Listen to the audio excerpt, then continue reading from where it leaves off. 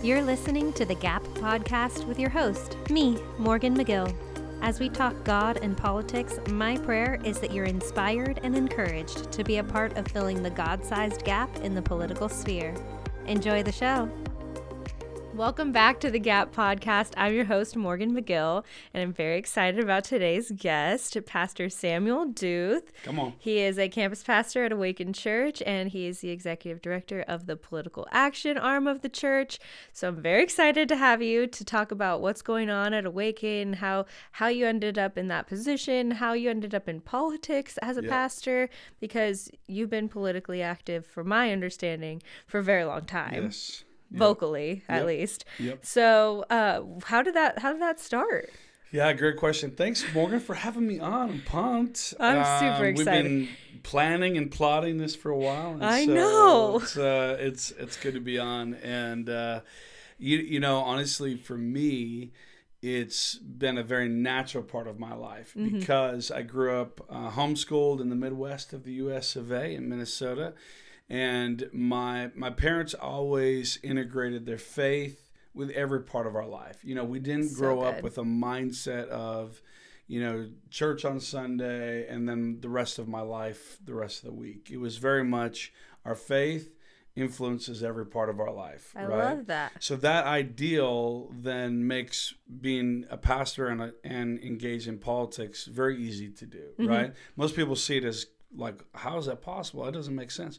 It's very easy when you see your faith as impacting, influencing, and informing every part of your life, whether it's marriage, family, parenting, your recreation, your fun, your habits, as well as, you know, your politics. So being homeschooled as well growing up, during the day, we'd be listening to a lot of talk radio. Same. Specifically conservative talk radio, Rush Limbaugh. So I always say I grew up on Jesus and Rush Limbaugh, you know, in the home. And so it would be a lot of that commentary and learning how to think, right? Because it's one thing to spout off, you know, kind of repeat or regurgitate maybe a parent's political ideology. Just the same way you can maybe just repeat a parent's religious ideology, right? You hear a couple phrases, you know when to say yes, when to say no, when to amen, when to not, when to get mad about a political thing you don't like, when to raise your voice. Versus those environments with my mom, she was much more about teaching us how to think. And that was in every area of our education, as well as in the political sphere. So you're hearing more conversations, dialogue. You learn to see what's true, what's not. Learn how to see through the narratives, right? And the smoke and mirrors of culture. So that's where it all began. That's amazing. What are some of the tips? I mean, that your mom did that is fantastic. And I'm sure that you're passing that same thing on to your kids. What are some tips that you would give to parents listening who are like, oh, I want to help encourage my kids to think that way as well? Yeah, so good. Well, you know, I think a lot of it is the more, like in anything, the more we personally know the truth, the more we're able to see the lie, right? And so it's kind of the iconic like money, you know, metaphor of, okay, if I want to know what a fake dollar bill is, I need to know what the real thing is, right? So I don't need to focus as much on being fully educated in all the fake things, all the wrong things, all the lies. I just need to be really well-versed. I see the book there. I need to be really versed in what is true, what is right, what is the authentic, what is that deal. And so then I can better compare and contrast when messages come at me in culture. So one of the things that my parents would do, and especially my mom in that homeschool environment, would be to go, hey, what do you think about this thing that was just said? Hey, what do you think of that on that show we watched? The news update that we saw, the movie, whatever the deal was, they would take time to help us identify the lie, identify what was true and what was the lie. And so we do that now. My wife Katie and I do that now with our girls is There'd be probably some shows or songs, that I'd be like, I know this is probably not going to be good. We should just not watch it. But my kids maybe really want to. Mm-hmm. They've heard their friends talk about it, whatever. And so I go, okay, we'll watch it together and let's talk about it, right? Okay. So there'll be times where maybe we'll watch something and then I'll go, did you see what just happened? Did you hear what they said? Did you notice the messaging? And most of the time, a child goes, no, I didn't. It just was funny, mm-hmm. right? So that's how messages get into the next generation. It's funny, it's unique, it's interesting. They're laughing their way into ideologies that are destructive to them. Wow. They don't notice it, yeah. right? So that's where parenting, and that's, of course, why much of a secular or liberal, godless culture especially tries to disconnect parent from child. That's so good. Because without the parent helping to say, hey, did you notice that lie? Hey, don't believe what you just heard. Hey, that isn't true. If they don't have a parent teaching their child that at a young age, then that's where all the messaging of culture right now, all the gender confusion, all the just even confusion on how to actually bring solutions to issues in culture. All of the hyper acceptance culture that we have. Anything goes, everything goes, can't judge anything, receive everything, accept everything. All those messages, all that it takes to combat that insanity is just a parent who goes, hey, that's not true. Yeah. I feel like a lot of parents, they shy away from the hard issues because they don't know how to tackle it. It's like the uncomfortable things, the uncomfortable conversations to have with your kids. True. And I know I love my parents. I honor my parents. They're amazing. But there were a lot of hard conversations even growing up that we didn't have because they're uncomfortable. Yeah. And finding ways to just realize like you are the parent and they look to you the most. I mean, kids need their parents. They really do. And one of the things I think was apparent as well even in the pandemic seasons, pandemic, however this podcast articulates it, in some of those seasons, we saw actually really, we saw a lot of parents really, just going along with narratives and putting their kids through a lot of pain because they just enforced whatever the government was saying onto their child without any filters, without any reservation whatsoever. Yeah. Then you saw some parents who were, kind of created a very strong bubble, if you will, like I would say we did. Like for the most part, my kids didn't even hardly feel the effects of that season because we weren't afraid. We didn't live in fear. We didn't talk about it. We weren't masking up. We were doing none of that. So my kids lived, and our friend group at Awaken as well was kind of like life is continuing on. You know what I mean? But then you also had some who would be maybe politically conservative and typically like take responsibility, don't be a victim like in other settings, but somehow in this setting took on a real victim mentality. Yeah. And I would hear parents being like, my daughter or my son, has, learning, disabilities or gone backward and they're learning because of the government, because of what was done. And my thought is like, are you kidding me? Yeah. You're the parent. You are the firewall of protection for your kid. If your child is all jacked up because of the season, it's because you as the parent didn't step in. Yeah. And as parents, we all have to take a much greater responsibility for our kids and stop blaming and pretending like it's the school's fault, it's the government's fault, it's whatever's fault, it's the music's fault, it's the industry, it's the games. It's like, we are the primary caregivers. We are supposed to be the wall of protection between our child and anything that the world may try to harm them with. Yeah. And so I think there's been actually a lot of even in Christians, even in conservatives, this idea of, well, The government's job Yeah. is to educate my kids, to do all that stuff, train them, raise them, and now I'm mad when the government mishandles that. When it's Yeah. never been designed by God for the government to be a primary educator of children, that should always have been the family. The family, and there can be forms of that. I'm not saying everyone on the planet has to homeschool. Of course, the public school system in America was quite a bit different when it began, being the Bible as the primary textbook of the American public school system. So we came such a long way. But at the end of the day, it's still been a slow disconnection, intentionally or unintentionally by many, of parents kind of going, it's like, wait, I have to educate my own kids? Like what's wrong? No, actually, that is our primary job with our children. And we've really pushed it off to other people, disqualifying ourselves as being good enough to teach our kids.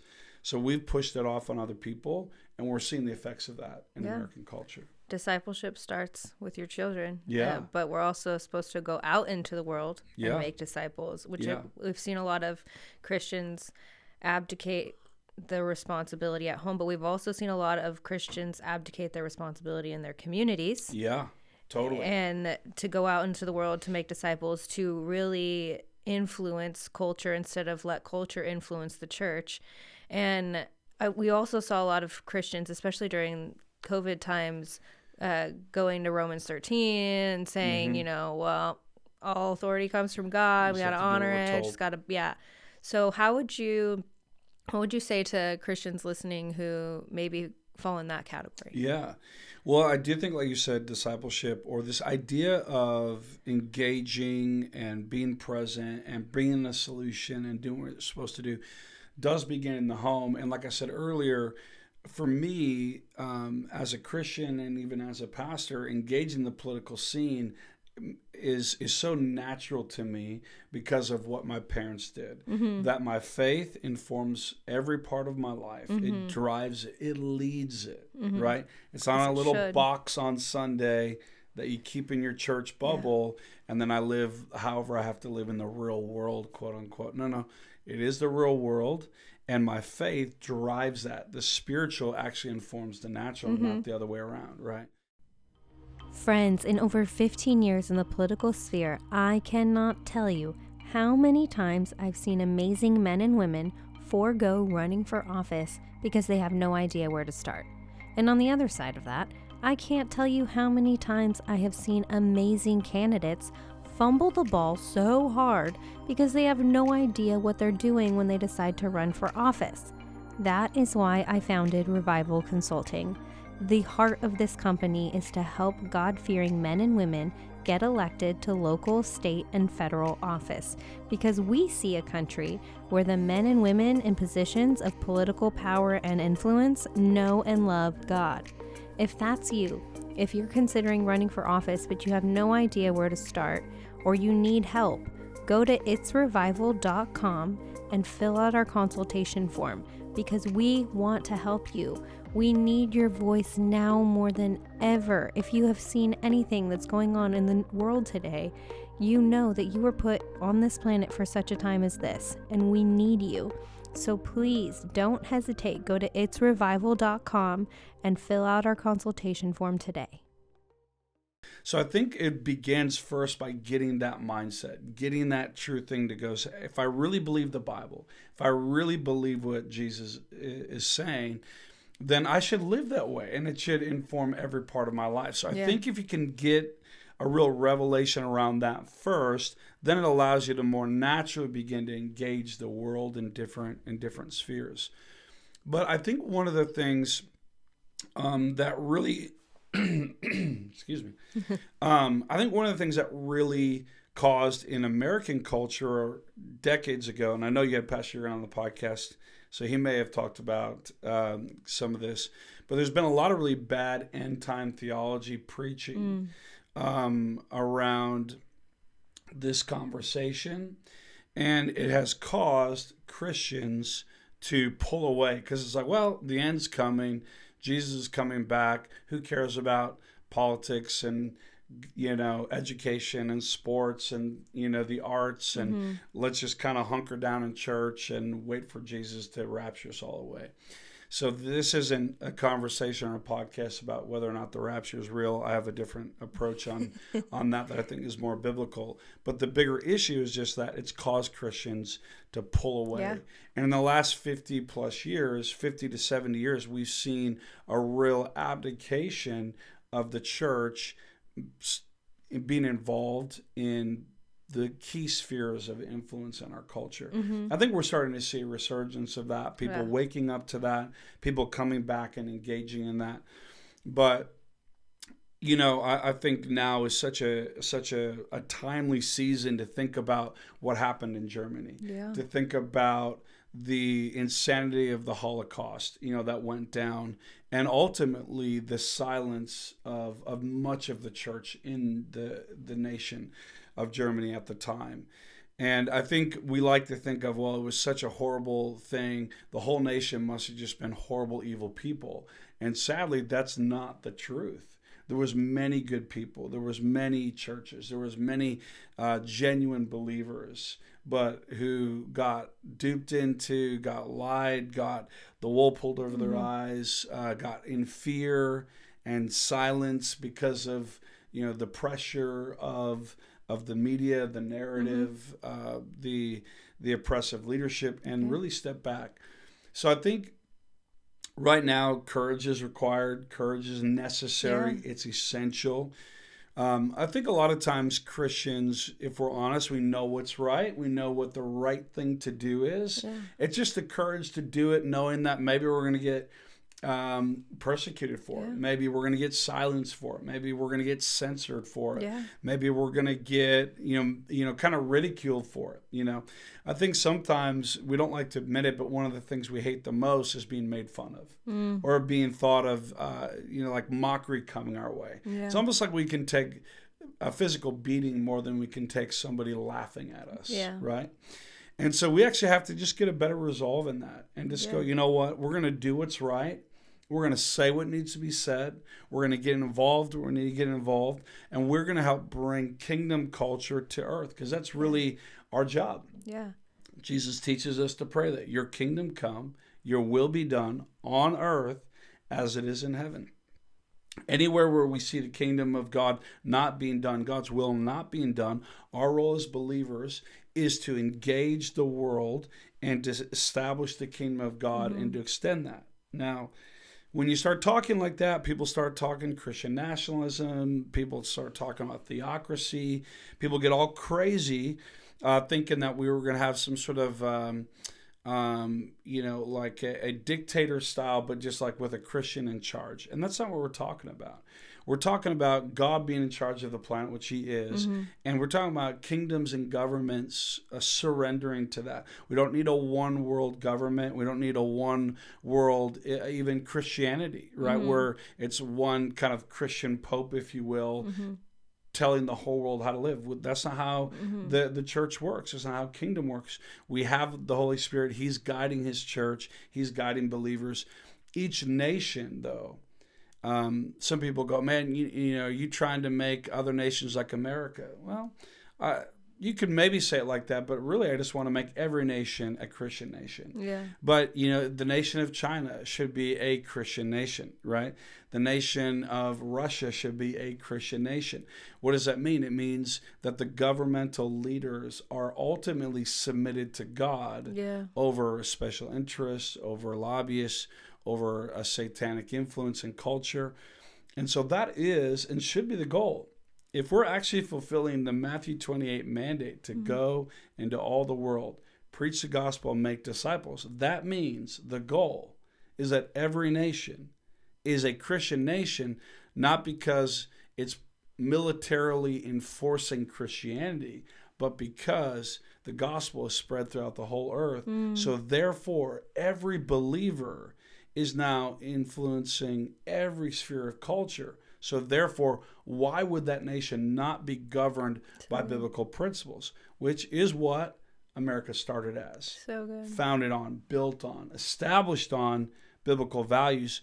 We have run quite aggressively away from that. But that's actually why I kind of put this like coffee table quote book together, because which is going to be added to this collection. There we go. It is because I wanted to remind people of the faith of our founding fathers, right? And I have some of my thoughts in there, but I curated a lot of some of the iconic quotes from some of the founding fathers of the nation, because if we don't return to those principles, then I'm not a doom and gloom guy, because I have faith and I know that the gospel works, and I have great hope in the Church of America to restore America to its foundations. But if it doesn't, America will become another, kind of rubble on the historical timeline of nations that rose, dominated, had influence, had wealth, had prosperity, and then imploded because we've rejected our foundations. I still believe we're not past that point of no return. I still believe America can be restored. I still believe the church can rise up, do its job as the conscience of a nation, and return America back to those foundations. It's like you know what the theme of this podcast is. It's almost like you know. But I agree with you. And I want to go back to one thing that you were talking about, which was courage. Because a lot of people, like you mentioned, they fear being ridiculed and fear people telling that, or, being ridiculed. Yeah. And what I want people to understand is when you speak out and when you stand up for your values, your friendships and your community grow so much stronger that you think you have friends now, but when you get brave and you get courageous and you start stepping out and standing up for what you believe in, your core group of people become so much those relationships grow so much stronger. And I want people to understand that's what's going to help get you through. Community is what's going to help get you through, and authentic community is what's going to help get you through. And I want Christians especially to know that you're not alone. You're not alone. And, you're always going to lose some people.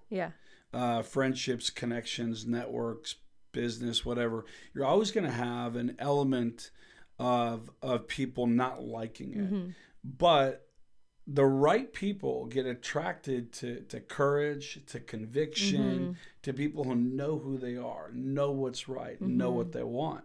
We saw that massively at Awaken, where all of a sudden people from all over the city began to flock to our campuses across San Diego.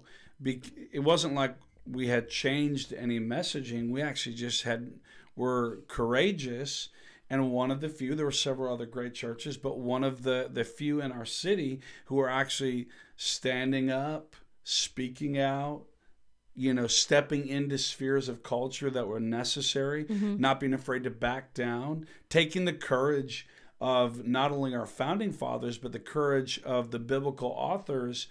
I was just literally reading my devotions this morning about John the Baptist.